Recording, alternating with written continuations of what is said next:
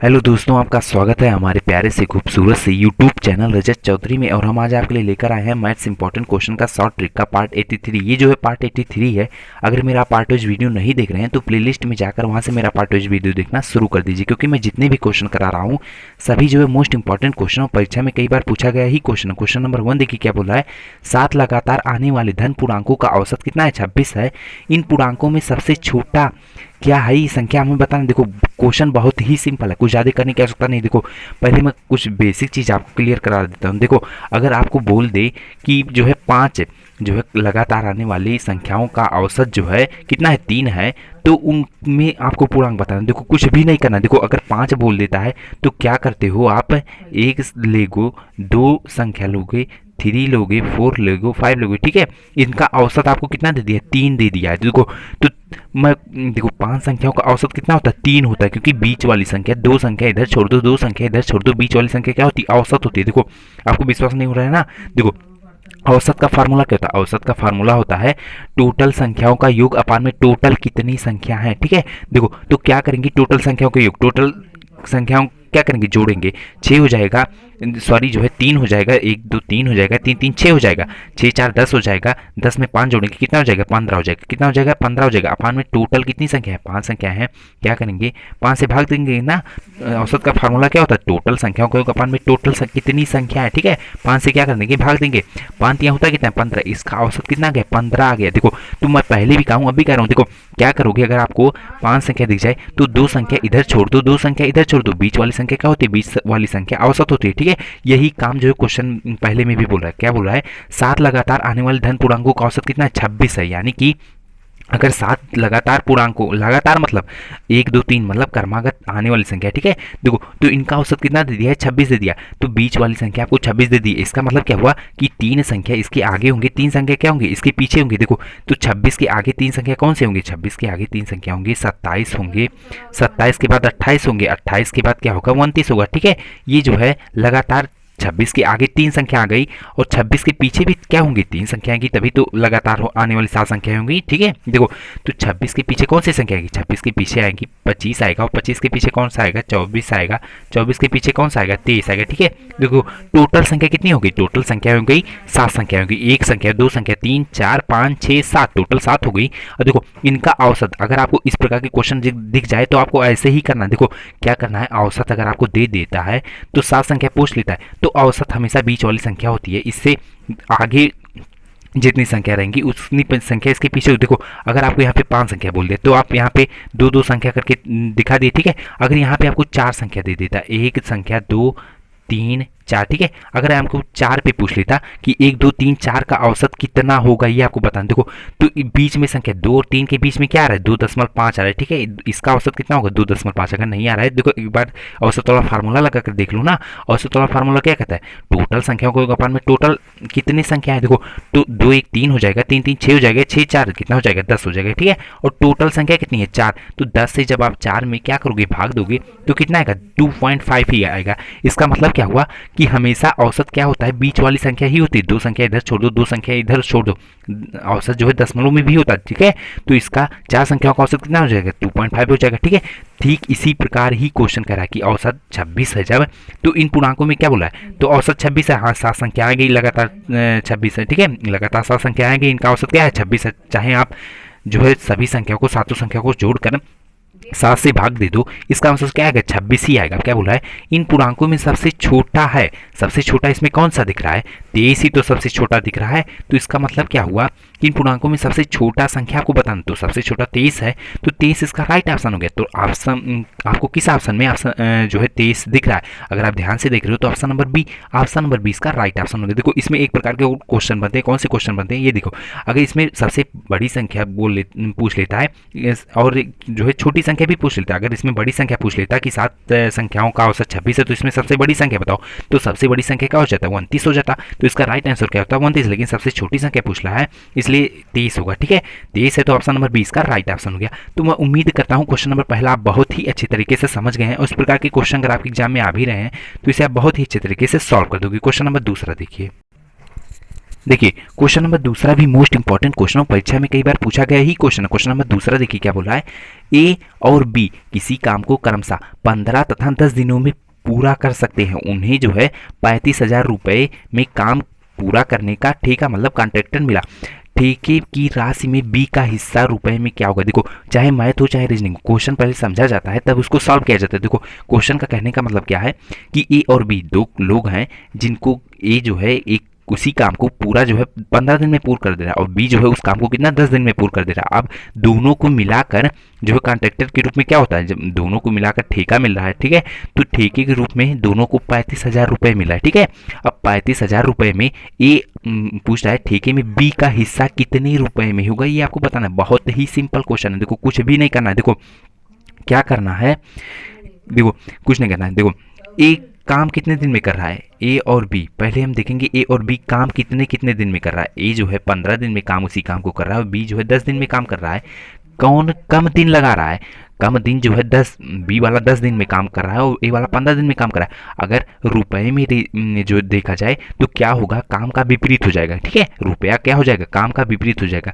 जो ज़्यादा दिन में काम करेगा उसको कम रुपए मिलेगा और जब कम दिन में ज़्यादा काम कर देगा उसको ज़्यादा रुपए मिलेगा। देखो तो अगर रुपए का रेशियो देखा जाए तो इनको 10:15 के रेशियो में क्या मिलेगा, रुपए मिलेगा। देखो हमेशा इस प्रकार के क्वेश्चन में क्या होता है, समय का विपरीत क्या होता है, कार्य का विपरीत हमेशा समय होता है, ठीक है। अगर देखो समय अगर ज़्यादा ले रहा है तो क्या होगा, काम कम करेगा और अगर कार्य ज़्यादा हो रहा है तो समय कम लेगा, ठीक है। देखो तो ए 15 दिन में काम कर रहा है, बी उसी काम को 10 दिन में काम कर रहा है।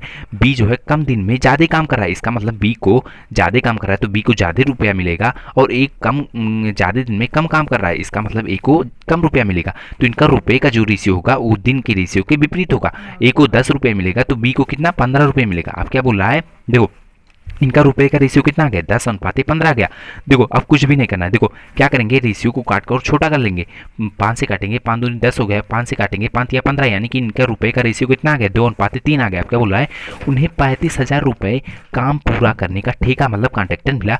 ठेके में बी का हिस्सा कितना होगा, देखो बी को रेशियो में कितना रुपये मिला, 3 रुपये मिला ना, 3 रेशियो मिला अपान में टोटल रेशियो। देखो बी का हिस्सा निकालने के लिए क्या किया जाता है, बी का रेशियो कितना है अपान में टोटल अनुपातिक योग कितना है 3, 2, 5 गुणे में जितने रुपए मिला है दोनों को उतना का क्या कर देंगे, गुणा कर देंगे। बस इतना ही करना, आपका बी का जो है कितना हिस्सा रुपए मिला ये हमें पता चल जाएगा। देखो तो क्या करेंगे, देखो 5 से 35 काटेंगे, 5 सते होता है कितना 35 हो जाएगा। यहाँ पे कितना आ गया 7,000 आ गया। 7 त्रिक होता है कितना 21, मतलब क्या हुआ कि उस बी को कितना रुपए मिला, 21,000 रुपए मिला, ठीक है। तो 21,000 रुपए आपको किस ऑप्शन में दिख रहा है, अगर आप ध्यान से देख रहे हो तो option number B, option number 20 का राइट ऑप्शन होगा। देखो अगर यहाँ पे ए का पूछ लेता तो हम कुछ नहीं करते। देखो ए का अनुपात जो है 2 है तो 2 को लिख देते अपन में टोटल अनुपात, बटे में 5 लिख देते, गुणे में 35,000 लिख देते और काट देते, आपका जो आंसर आता वही हो जाता, ठीक है।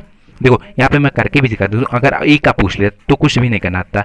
ए का रेशियो कितना है 2 है, अपन में टोटल रेशियो 5 है, गुणे में कितना रुपए दोनों को मिल रहे हैं उतने का मल्टीप्लाई कर दो। 5 से होता है कितना 35 होता है, 7,000 यहाँ पे हो गया, 7 दूनी होता है कितना 14, यानी कि ए को मिलेगा 14,000 रुपये तो बी को मिलेगा 21,000 रुपये। 14 21 होता है कितना 35,000 नहीं होता है, ठीक है।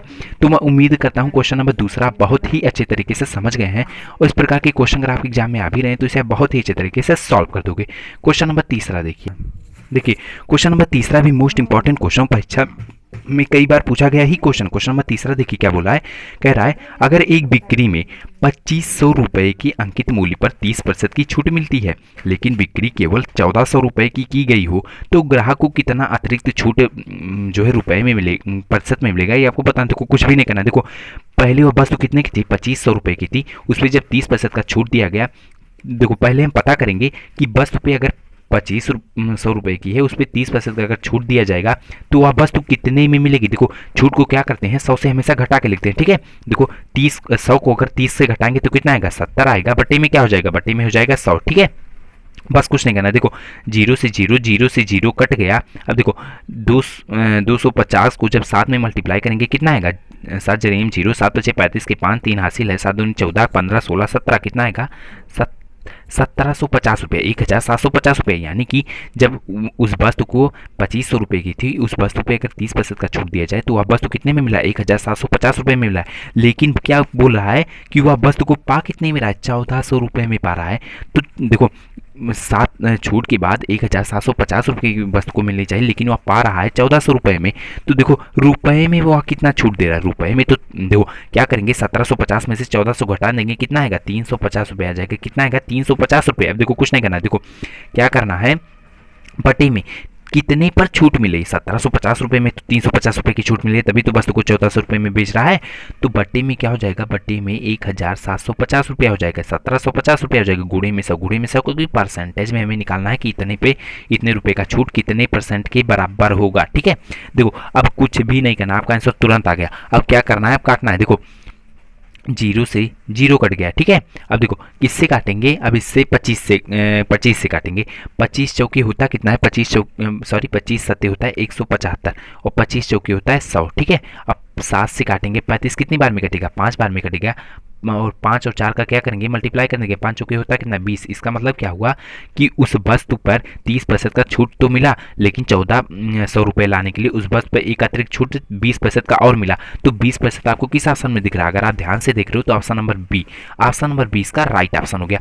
तो मैं उम्मीद करता हूँ क्वेश्चन नंबर तीसरा बहुत ही अच्छे तरीके से समझ गए, और इस प्रकार के क्वेश्चन अगर आपके एग्जाम में आ भी रहे हैं तो इसे आप बहुत ही अच्छे तरीके से सॉल्व कर दोगे। अगर आपको क्वेश्चन समझ में आ रहे हैं तो अगर अभी तक वीडियो को लाइक नहीं किया तो लाइक कर दीजिए, और चैनल को तो घंटा बेल दबाकर सब्सक्राइब करना मत भूलिए। देखिए सब्सक्राइब करने के लिए आपको क्या करना पड़ेगा, चैनल के बगल में आपको लाल रंग का सब्सक्राइब बटन दिख रहा है, जैसे उसको आप प्रेस करोगे पास में आपके पास घंटा बेल आ जाएगा, तो घंटा बेल को दबाना मत भूलिए। इससे क्या होगा कि मेरे हर वीडियो की नोटिफिकेशन आपके पास पहुंच जाएगी और मेरा वीडियो आप सबसे पहले देख पाओगे। क्वेश्चन नंबर 4 देखिए।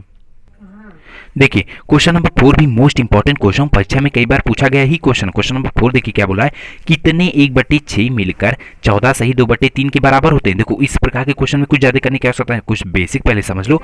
देखो मैं अगर बोल दूं कितना 2 6 के बराबर होगा, कितना 2 6 के बराबर होगा, तो आपको क्या करना पड़ेगा, 6 से 2 में भाग देना होगा। 6 से जब 2 में भाग देंगे कितना आएगा, 3 आएगा। यानी कि 2 को अगर 3 बार लिख दें तो या कितने किसके बराबर हो जाएगा, 6 के बराबर हो जाएगा। 2 + 2 + 2 जोड़ेंगे कितना आएगा, 6 ही तो आएगा। बस इतना आप समझ गए ना, आप क्वेश्चन में कुछ ज्यादा है नहीं, क्वेश्चन आप तुरंत समझ जाएंगे। देखो ये क्या दिया है, संयुक्त भिन्न में दिया है, इसको हम क्या करेंगे, साधारण भिन्न में बदलेंगे, कुछ भी नहीं करना। देखो संयुक्त भिन्न को साधारण भिन्न में कैसे बदला जाता है ये मैं एकदम बेसिक वाले वीडियो में बताया हूँ। ठीक है, जो इसी चैनल पे उपलब्ध है, प्लेलिस्ट में आप देख सकते हैं। देखो तो क्या करना होता है, संयुक्त भिन्न को साधारण भिन्न में बनाने के लिए क्या करना होता है, क्या लिखा है, 41 लिखा है, 41 सही 2/3 लिखा है। तो 41 का 3 में क्या करेंगे, मल्टीप्लाई करेंगे, जो आएगा उसमें क्या करेंगे, 2 में ऐड कर देंगे। देखो जब 41 का 3 में मल्टीप्लाई करेंगे कितना हो जाएगा, 3 1 3 हो जाएगा, 4 3 होता है कितना, 4 3 होता है 12, कितना हो जाएगा, 123 हो जाएगा। 123 में जब 2 जोड़ेंगे कितना आएगा, 125 हो जाएगा। कितना हो जाएगा, 125/3। ठीक है,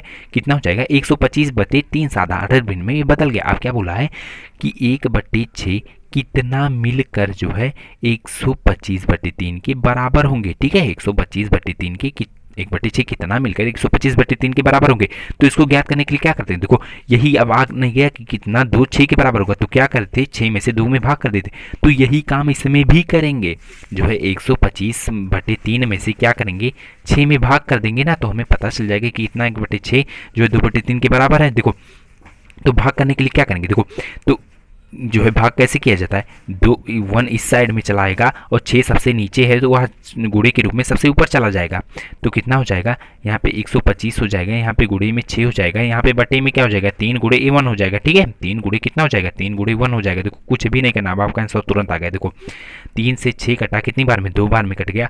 अब 125 को 2 में क्या करेंगे, मल्टीप्लाई करेंगे, 5 दूनी होता है कितना, 10 होता है, 1 हासिल 2 दूनी 4, 1 5 हो गया, 2 के नाम 2। इसका मतलब क्या हुआ कि 1/6 को अगर 250 बार लिखा जाए ना, तब यह किसके बराबर होगा, तब यह 14 सही 2/3 के बराबर होगा। तो 250 आपको किस ऑप्शन में दिख रहा है, अगर आप ध्यान से देख रहे हो तो option number C, option number C इसका राइट ऑप्शन हो गया। तो मैं उम्मीद करता हूं क्वेश्चन नंबर 4 बहुत ही अच्छे तरीके से समझ गए हैं, और इस प्रकार के क्वेश्चन अगर आपके एग्जाम में आ भी रहे हैं तो इसे आप बहुत ही अच्छे तरीके से सॉल्व कर दोगे। तो आज का वीडियो मैथ्स इंपॉर्टेंट क्वेश्चन पे शॉर्ट ट्रिक के पार्ट 83 पे था। अगर क्वेश्चन समझ में आ रहे हैं, वीडियो अच्छा लग रहा है, तो अगर अभी तक वीडियो को लाइक नहीं किया तो लाइक कर दीजिए, और चैनल को तो घंटा बेल दबाकर सब्सक्राइब करना मत भूलिएगा। धन्यवाद।